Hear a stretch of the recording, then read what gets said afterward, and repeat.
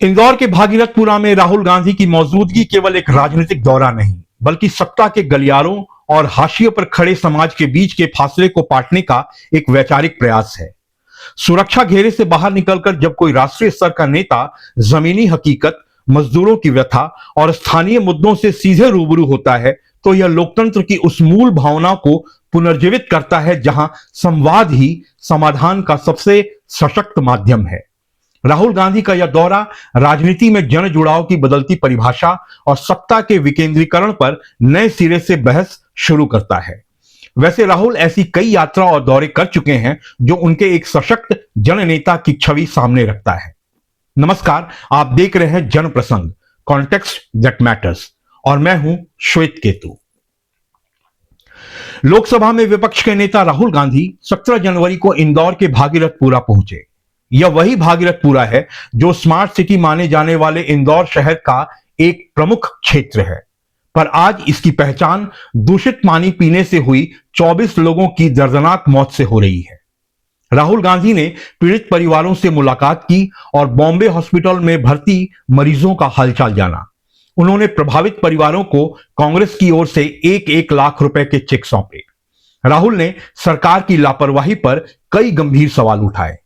उन्होंने भाजपा सरकार के स्मार्ट सिटी मॉडल पर सवाल उठाते हुए कहा कि जहां लोगों को पीने का साफ पानी तक नहीं मिल रहा, वह कैसा मॉडल है। उन्होंने आरोप लगाया कि शहर में पानी नहीं, जहर बांटा गया और इसके लिए जिम्मेदार अधिकारियों पर सख्त कार्रवाई होनी चाहिए। उन्होंने इसे अर्बन मॉडल की विफलता करार दिया। राहुल गांधी ने सवाल उठाया कि जब प्रशासन को प्रदूषण की जानकारी थी तो कार्रवाई क्यों नहीं हुई। उन्होंने इसे प्रशासनिक हत्या बताते हुए पीड़ितों के लिए उचित मुआवजे और भविष्य में सुरक्षित जल आपूर्ति की गारंटी मांगी। उन्होंने आरोप लगाया कि सरकार अपनी गलती छिपाने के लिए पीड़ितों को डरा धमका रही है। मध्य प्रदेश उच्च न्यायालय इस मामले की निगरानी कर रहा है और सरकार से विस्तृत स्थिति रिपोर्ट तलब की है। मंत्री कैलाश विजयवर्गीय ने राहुल गांधी के इस दौरे को डिजास्टर टूरिज्म करार दिया और इसे केवल फोटो खिंचवाने का एक जरिया बताया। यह वही मंत्री हैं जो अपने बड़बोले व्यवहार के लिए प्रसिद्ध हैं। हाल में एक पत्रकार से इसी मुद्दे पर इनकी तू तड़ाक जग जाहिर हुई है। कांग्रेस ने आरोप लगाया कि राज्य में 20 वर्षों से अधिक समय से और इंदौर नगर निगम में लगभग 25 वर्षों से भाजपा का शासन होने के बावजूद सरकार लोगों को साफ पीने का पानी उपलब्ध कराने में विफल रही है। राहुल ने इंदौर की जल त्रासदी को स्मार्ट सिटी का नया मॉडल बताया, जहां लोगों को पीने के लिए साफ पानी नहीं मिल रहा। जब भाजपा ने इस दौरे को राजनीति से प्रेरित बताया तो राहुल गांधी ने कहा, आपको इसे जो कहना है कहिए, मुझे परवाह नहीं। मैं इन लोगों के साथ खड़ा हूं और यह सुनिश्चित करना मेरा कर्तव्य है कि उन्हें साफ पानी मिले। मुख्यमंत्री मोहन यादव ने कांग्रेस पर भोपाल गैस त्रासदी के दोषियों को भगाने का पुराना आरोप लगाते हुए उनके इस दौरे पर पलटवार किया। कहा, वो लाशों पर राजनीति कर रहे हैं। भागीरथपुरा में नगर निगम ने 2022 में ही नई पाइपलाइन का प्रस्ताव पास किया था, लेकिन बजट की कमी और प्रशासनिक सुस्ती के कारण काम रुका रहा। स्थानीय निवासियों का आरोप है कि पानी में बदबू और रंग बदलने की शिकायतें कई दिनों से की जा रही थी, लेकिन प्रशासन ने समय पर कार्रवाई नहीं की।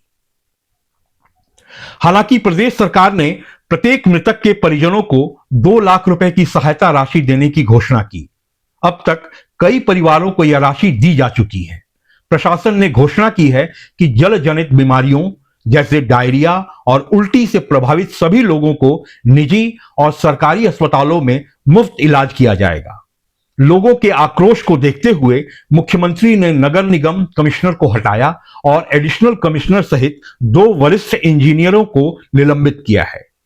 एक एसडीएम को भी विवादित टिप्पणी के कारण निलंबित किया गया है। दूषित जल की समस्या को हल करने के लिए पुरानी और क्षतिग्रस्त पाइपलाइनों के लगभग 60% हिस्से को बदल दिया गया है। शेष कार्य प्रगति पर है। असुविधा के लिए खेद है। भागीरथपुरा की घटना महज स्थानीय त्रासदी नहीं, बल्कि शहरी विकास और सामाजिक ढांचे के बीच गहराते संघर्ष का प्रतीक है। आज की घटना ने शासन, प्रशासन और नागरिक अधिकारों के बीच के धुंधले क्षेत्र को उजागर किया है। यह घटना शहरी विकास और मौजूदा बस्तियों के बीच संतुलन बनाने की चुनौतियों को उजागर करती है। राहुल गांधी का यह दौरा मात्र एक राजनीतिक कार्यक्रम नहीं, बल्कि सत्ता के गलियारों के लिए एक गंभीर चेतावनी भी है।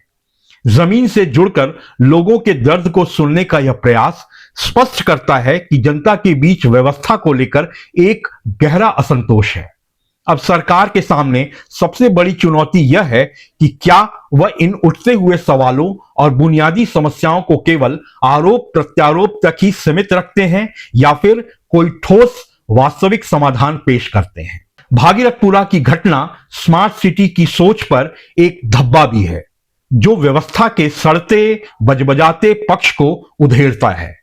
सरकार की जिम्मेदारी है कि वो इसकी गंभीरता को समझकर भविष्य में इसकी पुनरावृत्ति न हो, इसकी जवाबदेही तय करे। इसलिए संदर्भ जरूरी है। फिर मिलेंगे।